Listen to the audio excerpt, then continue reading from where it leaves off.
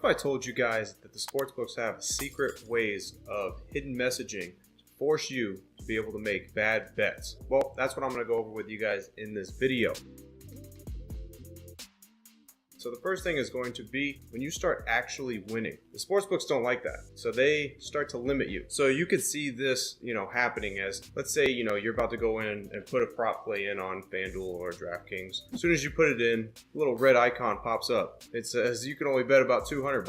All right, that's the max bet that you could do. So this is what happens when you actually start winning. So what they do is they force you to bet a small amount of money, or they force you just not to bet at all, because then you're like, oh, it's not even worth it. They're not built off of winners. Even the DraftKings CEO, he went public and was like, we don't want sports bettors that know what they're doing, or sports bettors that are going to have a mindset that they're trying to make money long term. We don't want them a part of our sports books. Now, the reasoning behind that is because obviously that they're a business too, so they don't want you to be making money off them, because then they wouldn't exist. So how to combat that? Because I gave you the problem, but how do you fix that? You have to have multiple accounts. You go deep into your family members and you make accounts with all of them, and you bet small amounts of money at each account. Because if you do that, then it kind of flies under the radar a bit. You're not going to get caught. They're not going to ban you completely, and they're not going to limit you. They don't know that, oh, if you're betting $200, but if you have it at 5 accounts, you're actually betting $1,000 on that bet. They don't know that because you got 5 different accounts that are doing it. That's how you can kind of manipulate being limited and not getting banned, because sometimes they will ban you completely. I got a letter, an email from BetMGM. They completely banned me. BetMGM will not let me even place a bet there anymore, and they told me, don't make any future accounts anywhere else, no matter where you're at, because we're not going to allow you to do it. All right? And that was just like my max that I play as a unit size is 1,000. Now, the problem is, like with me, the problem is because BetMGM in Vegas, BetMGM in Arizona, BetMGM in Colorado, they're all different. They're not the same network, you see? So I have to travel to Arizona to be able to bet on BetMGM to get the odds that I want, to get the plays that I want. So it's tough to have multiple accounts to do that on, because you actually physically have to go out there, because I don't live there. Next thing is going to be the hidden messaging in commercials. I mean, how many times do we see DraftKings commercials? We see FanDuel commercials. We see Caesars commercials. How many times we see that on a regular basis just watching a game? You see it pop up all the time. All right, so what we're going to do is we're going to transition into the computer, and I'm going to show you guys on FanDuel, on DraftKings, kind of what I'm talking about. You guys can see FanDuel right now. So you see the no sweat first bet, $3,000, you get it back in bonuses and everything like that, all that mumbo jumbo. So what that entails is they're trying to grab the audience that's never bet before, okay? So, and you just make an account and they're like, oh, put $3,000 down, and guess what? If you lose, you're going to get your money back. So your average human's like, oh, that's a hell of a deal. I'm going to do that. So here's the problem with that is once you put in like that $1,000 bet or something, because you're thinking it's no sweat, I'm going to get it back. If you win, you're done.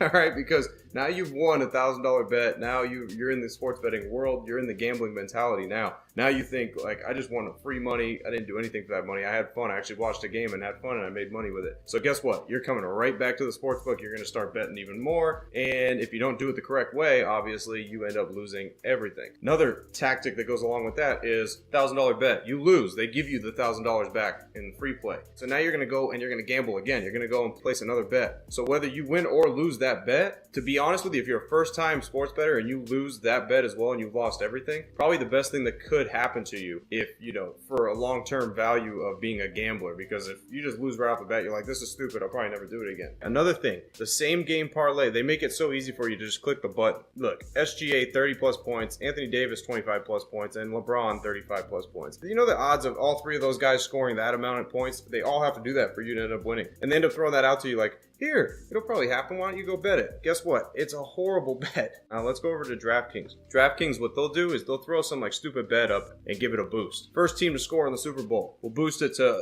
plus 150, just so that way they get you to throw some money on it. First team to score, like that's not a good bet. It's just not a good bet at all. Those are all low probabilities. You're gonna lose betting that stuff. Another one would be Caesars. Caesars does the same thing with the $10, $100, risk-free. You bet it, you're going to get it back. It does not matter. Even if you lose, we're going to give you that money back. When they give you the money back, you're going to spend it right back at the sports book. If you don't get the money back and you win your bet, now you're hooked in the circle of sports betting. So if you don't know what you're doing when it comes to sports betting, you need to seek out somebody that actually does. If you guys are interested in me showing you exactly how to do this stuff, make sure you guys go down in the description, click the link. You can work with me one-on-one. I'll show you guys exactly how to do this. Even if you're a first-time sports bettor, teach you the right way to do it because it's very dangerous right off the bat. Offshore sports books, they hit you hard with the rollover. It's usually like 10x. So let's say for an example, you put $1,000 in, you get $1,000 free play on an offshore sports book, you got to spend 10x that, all right? So you need to spend $10,000 in sports bets to even get any money back, like to be able to cash your own money that is yours. You need to bet $10,000 to even have access to your own money. So your own money is screwed right off the bat. And then sometimes in those offshore ones, sometimes you have like a limit where you have to like spend 10x in like 14 days or something like that. People that are just coming into sports betting,